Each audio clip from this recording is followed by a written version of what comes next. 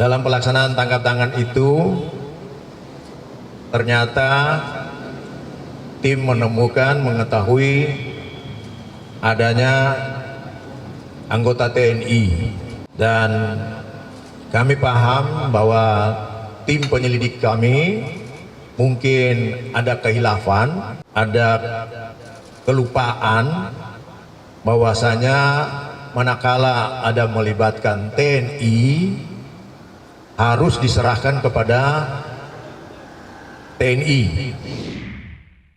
Ada nuansa justru menyalahkan anak buah, yaitu penyidiknya.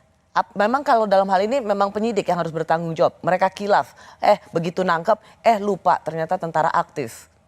Saya kira nggak semua ada prosedurnya pasti ya. Di penyidik pasti ada sudah bekerja dan itu dilaporkan ke komisi. Jadi nggak mungkin penyidik itu berjalan sendiri. Tidak mungkin berjalan sendiri. Semua di bawah kontrol itu semua. Jadi pimpinan KPK pasti tahu bahwa ada target operasi dari militer aktif.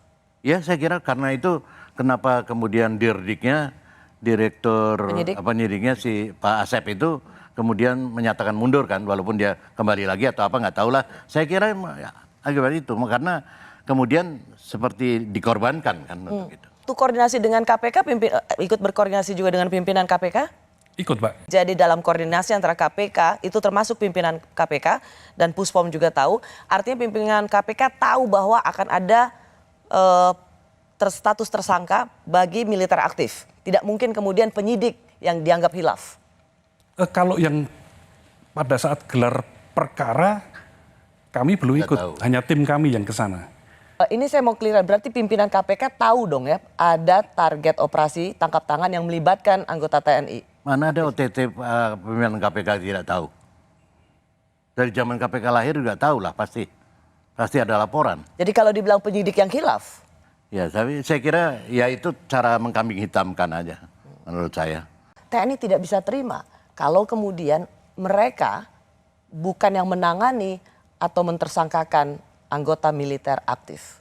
Iya, itu karena pandangannya TNI selalu dilandasi oleh undang-undang peradilan militer yang masih berlaku. Sudah ada undang-undang TNI, undang-undang KPK yang menjelaskan bahwa tindak pidana apapun itu yang bukan tindak pidana militer itu harus ada di peradilan umum.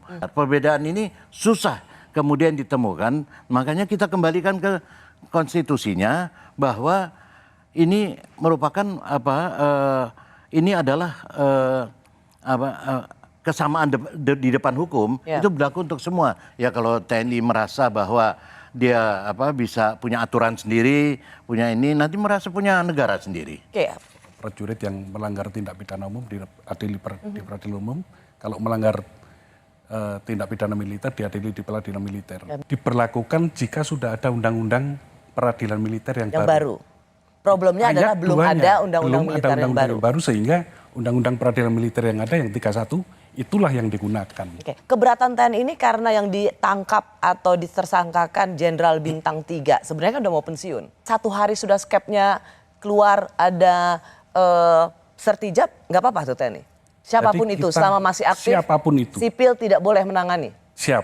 Jadi pada saat kapan tindak pidana itu dilakukan, manakala dia masih aktif, itu adalah tanggung jawab kami, walaupun itu sudah pensiun.